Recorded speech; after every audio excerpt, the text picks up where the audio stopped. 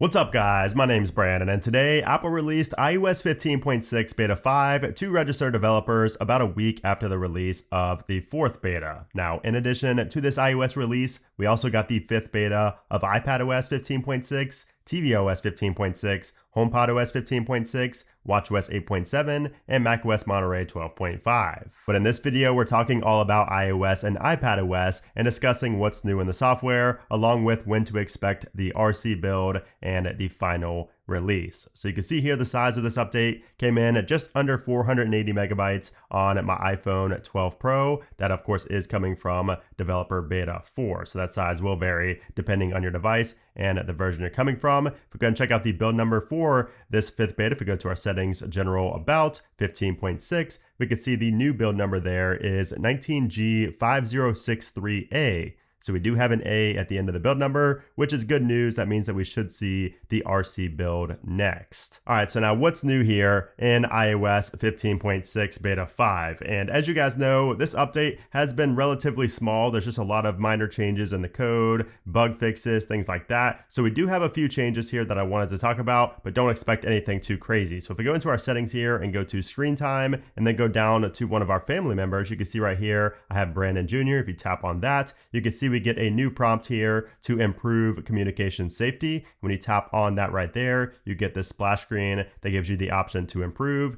You can either share with Apple or not share. Now also, if you go down to the communication safety section right here, you also have a new kill switch right here, a new toggle under analytics and improvements to improve communication safety. And if you enable that, you will have to put in your passcode and it will just improve communication safety by sending details to Apple. There's also a minor change in shortcuts. So the shortcuts application now has a new web permission for Safari for while loading web content. So this is not an action in shortcuts, but it's something you will see as a pop-up when running a Safari-based shortcut. We also have some changes to health sharing. So if you go to the health application and go to the sharing tab, this right here, when you share your information with somebody or share it with a doctor, there's a minor change in the code right there. There was another change earlier on in 15.6. I believe it was beta 2 or beta 3, but it has been updated again here in beta 5. Now there's also some minor changes in the home application. So if you go to the home icon right here and then go to home settings, and if you invite people from another account, like for instance, if you get invited to join somebody else's home, you now have the option to share that as junk or ignore. So if somebody got a hold of your email address and they invited you to control their home, which I don't know why they would do that, but now you get the option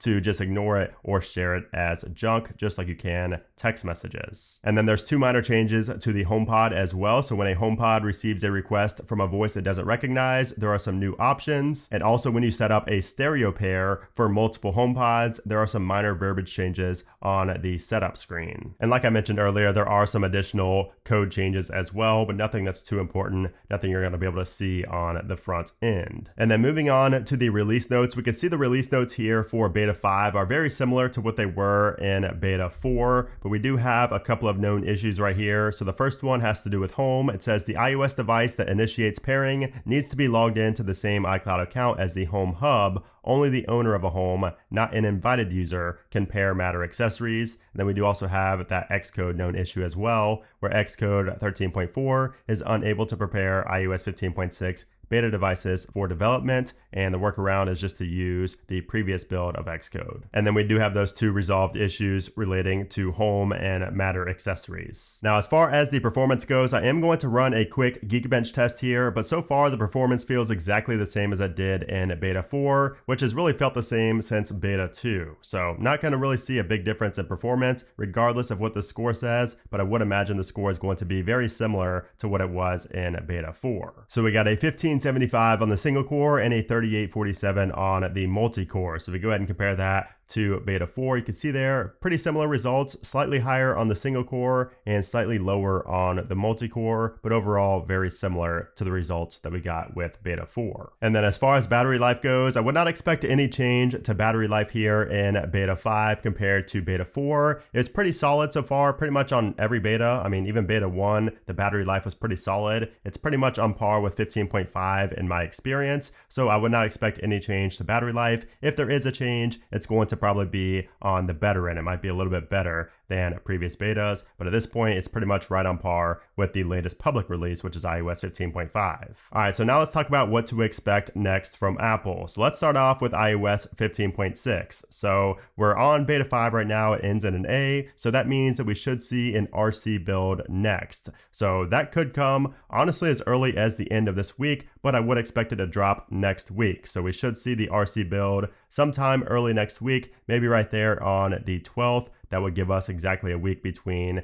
this beta and the RC build. So the 12th is when we could see the RC build of 15.6, and then I would expect the final release either on the 15th or early the next week on the week of the 18th. And the only reason I say the 15th is because Apple could be releasing the software on the same day that the new MacBook Air gets released. So rumors are saying that that is coming on the 15th, so that would make sense for Apple to wait until that day to release new software. However, like I said, it could be the following week. Apple doesn't usually release software on Friday, but that is just a prediction, a possibility of getting the new releases on that day. But I would expect the final on the week of the 18th. And then as far as iOS 16 goes, we should see the next developer beta 3, either tomorrow on the 6th or the following day on the 7th. So I think the 6th is more likely. Apple does not usually release a ton of betas on Thursdays, but it is a possibility. And then we should see the public beta of iOS 16 the following week, the week of the 11th. We could see that as early as the 11th or as late as, later that week, maybe the 14th. But I don't think we're going to see the public beta until the following week after